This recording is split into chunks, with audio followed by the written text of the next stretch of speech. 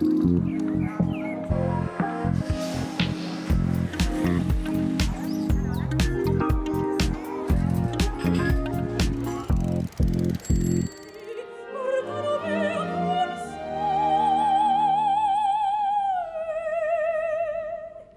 suis chanteuse d'opéra, j'aime la vie, j'aime rire. L'opéra, c'est chanter, c'est danser, c'est pleurer, c'est être au contact d'émotions comme on peut rarement l'être ailleurs. C'est aussi être ensemble, on se retrouve à côté de personnes qu'on ne connaît pas, mais on est liés par une émotion, par un instant, par le présent. J'ai 32 ans, je chante depuis que j'ai 12 ans. Et je voudrais chanter encore très longtemps. Alors c'est pour tout le monde et c'est beaucoup plus fun que ce qu'on peut penser. C'est trop bien l'opéra, vive l'opéra.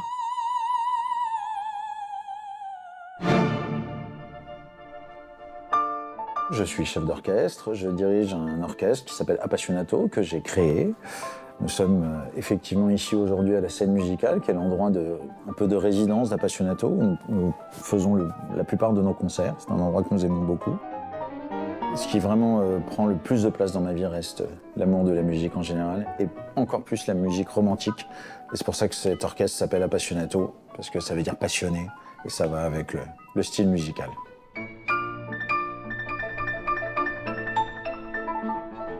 Cette semaine, honneur à la musique classique. Je vous donne rendez-vous dans l'un de ces temples, ici à la scène musicale, où nous allons assister aux répétitions d'une des œuvres les plus exigeantes du répertoire, le RAC 3, le 3e concerto pour piano de Rachmaninoff. Nous irons ensuite à Athènes, où a ouvert le premier musée dédié à Maria Callas. Ce sera notre coup de cœur. Mais tout de suite, on va retrouver l'une des mezzo-sopranos les plus inspirantes de sa génération. Léa Desandré est notre invitée et elle nous attend au Théâtre des Champs-Élysées.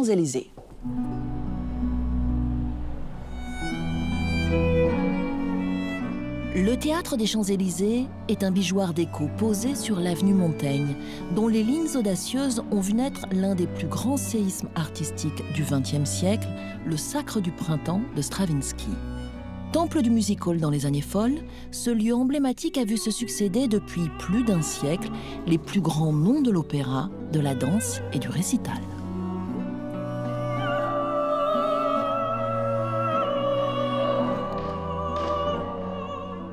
Cette salle, elle est célèbre pour son architecture épurée, sans colonnes, avec tous ces balcons en lévitation. Est-ce que ça change la manière de projeter la voix ?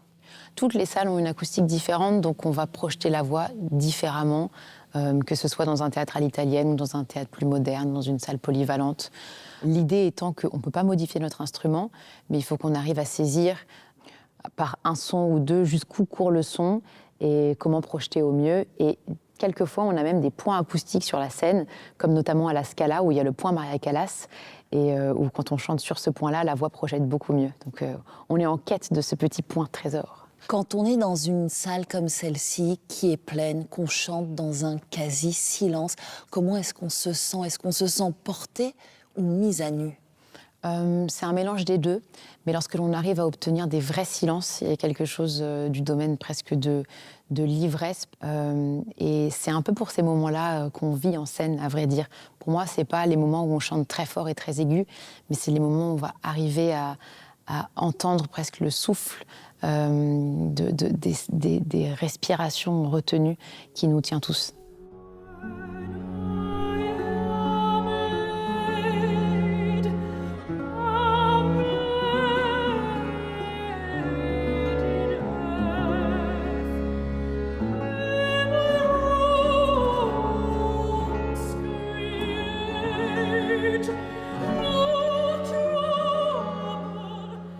Léa, vous êtes une grande voix de l'opéra, vous êtes ce qu'on appelle une mezzo-soprano. Alors expliquez-nous ce qu'est une mezzo-soprano. Alors la voix de mezzo-soprano, c'est la voix d'entre-deux. Mezzo, ça veut dire au milieu en italien. Et donc ça veut dire que c'est une voix qui est plutôt agile, à aller à la fois dans le grave et dans l'aigu, mais qui a besoin de se retrouver au milieu en règle générale, mais qui peut monter et descendre sans souci. Petite démonstration.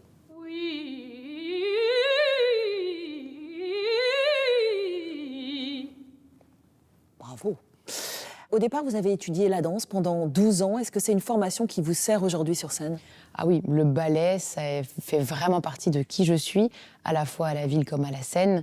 Ça m'a donné un grand sens du travail, de la rigueur, des choses bien faites.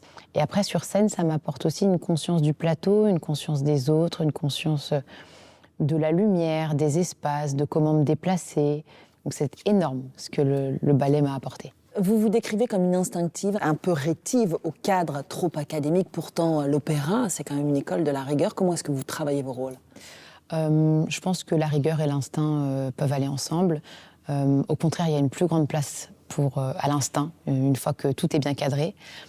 Je travaille les rôles de manière à la fois très organisée, en travaillant à plat sur ma partition, puis après avec mon professeur de chant, des coachs, mais aussi beaucoup plus instinctive et beaucoup plus dans le besoin d'être inspirée. Et un jour, une chanteuse m'a dit, c'est un des plus beaux conseils qu'on m'a donné, c'est enjoy the process, profite du processus, parce qu'une fois que tu l'as passé, c'est fini, il est derrière toi, et c'est ça qui va te nourrir aussi à ce que tu seras en scène et à ce que tu pourras donner.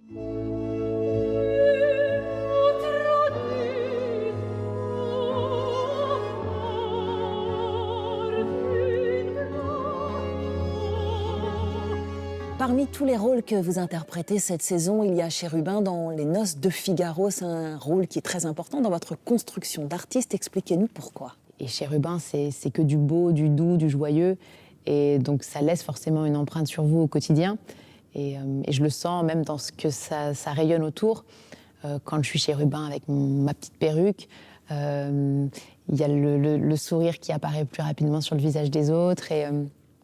Et c'est vraiment un rôle parfait pour débuter parce qu'il est à la fois très exposé, mais en même temps, c'est un personnage secondaire. J'ai commencé avec, et quand je le reprends aujourd'hui, quelques années plus tard, j'ai tellement changé. Mais en même temps, de le retrouver, c'est me rappeler aussi d'où je viens. C'est très beau.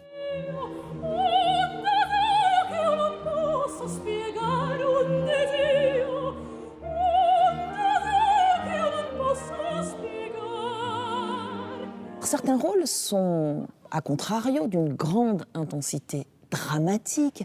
Est-ce qu'émotionnellement, il vous arrive de vous mettre en danger avec un rôle, de brûler aussi fort que vos personnages?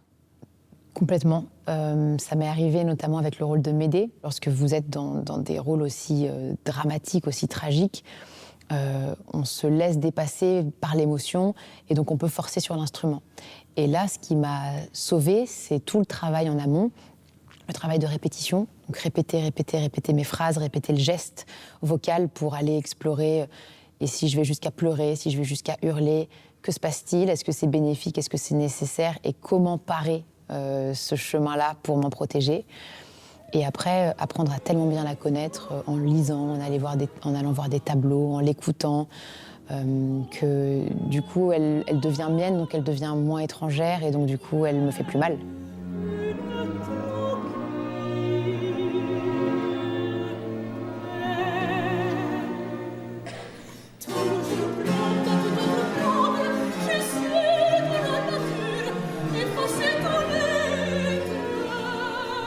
Je vous emmène à présent à la scène musicale pour écouter l'un des sommets du répertoire classique, le 3e concerto pour piano de Rachmaninov, ce monstre sacré que les pianistes redoutent autant qu'ils l'adorent. À la baguette, Mathieu Herzog, directeur de l'ensemble Appassionato. Il va nous parler de cette œuvre captivante par son lyrisme incandescent et son vertige technique. Vous êtes en train, Mathieu, de répéter le Rach 3. Alors, le Rach 3, c'est l'Everest, l'un des concertos les plus redoutables du répertoire. Certains pianistes refusent d'ailleurs de le jouer. Pourquoi ? Effectivement, Rachmaninov était un immense pianiste. En plus, c'était quelqu'un qui avait des mains extrêmement grandes, vraiment hors normes en termes de taille. Donc, en fait, parfois, il utilise des choses qui font qu'il y a même des pianistes qui ne peuvent pas le jouer, qui pourtant auraient toutes les capacités techniques, mais qui ne peuvent pas parce que la main est trop petite. Vraiment, très clairement, si vous n'êtes pas quelqu'un un petit peu de grand avec des grands doigts, ça devient très, très difficile d'interpréter Rachmaninov numéro 3. Et nous y ajoutons une symphonie qui est pareil, d'une difficulté incroyable. C'est un compositeur qui aimait pousser les limites. J'ai souvent entendu dire qu'il fallait 4 mains pour jouer le Rach 3. Oui, c'est ce qu'on dit, effectivement, c'est ce qu'on dit.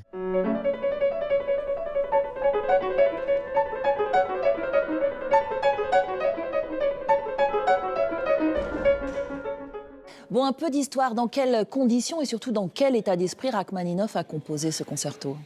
Alors, en fait, il y a 3 étapes importantes. La première, c'est qu'il compose une symphonie d'abord qui s'appelle la première, qui est un désastre. Un désastre parce que le chef d'orchestre arrive complètement ivre le jour du concert. Il s'agit d'un autre compositeur qui s'appelle Glazunov, qui arrive vraiment dans un état d'ébriété, qui tombe sur scène sur un violoncelliste au moment de rentrer, finalement va jusqu'au pupitre, dirige. Cette symphonie était censée asseoir la réputation de Rachmaninoff, qui commençait à être connu comme grand compositeur, et c'est un désastre. Un tel désastre qu'il arrête de composer pendant plusieurs années, qu'il va suivre une psychothérapie et qu'il va se remettre à travailler autour d'abord du 2e concerto. Et en fait, le 2e concerto, c'est la peur au ventre qu'il y va, ça marche incroyablement et du coup, sur cet élan, il compose le 3e qui est sans doute son œuvre la plus géniale. Donc c'est quelqu'un qui est dans un état d'esprit très particulier.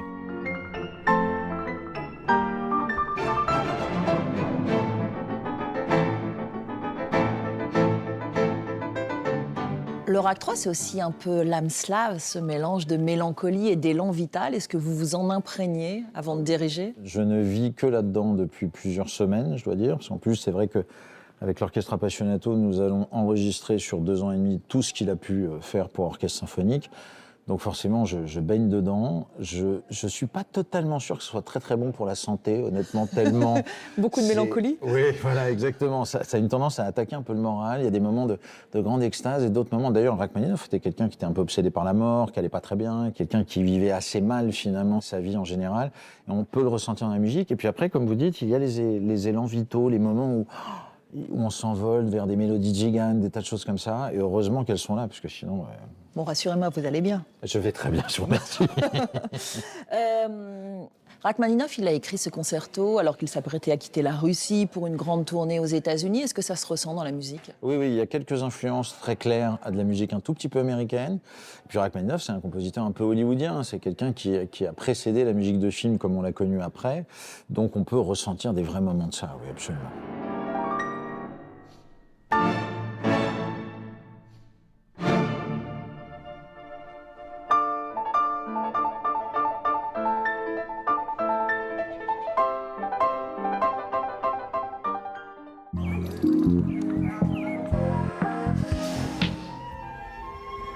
Dans notre coup de cœur aujourd'hui, je vais vous parler de Maria Callas, la diva bien sûr, mais la femme aussi, ses passions, son génie, ses fêlures. Le premier musée qui lui est entièrement dédié a ouvert à Athènes il y a 2 ans et vous allez le voir, il propose une expérience immersive.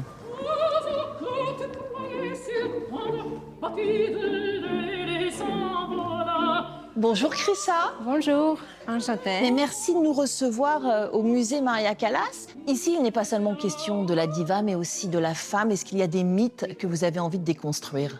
It's very important for us that we show also her personality. Maria Callas has another side. She was Maria, not only Callas. She was a student, she was a sister, she was a child here in Greece, and also her last glimpses when she died, and also when her voice started to change.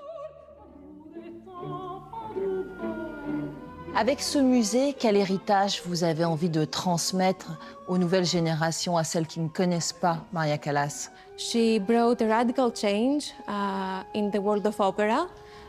Today, we talk about before and after Maria Callas' opera. She was very determined and she worked really hard to accomplish what she did. And she opened the way for more rights and a knowledge for women. Parmi les 1000 objets qui sont exposés ici, est-ce qu'il y en a un qui est très intime, qui la décrit le mieux? For us, for the museum, one of the most important objects that we share with our visitors is her personal album, photo album. Maria Callas herself chose the photos and also made some small notes. And for this reason, it's a very personal item. And it's also an item that has been in a digital form here in the museum, and the visitor can browse through it and see all the photos inside, not just the 4 that you can see there. Ah, là je crois qu'on est à Paris. Oui, c'est vrai. C'est l'appartement de Violetta. De Violetta. Dans la Traviata. Oui.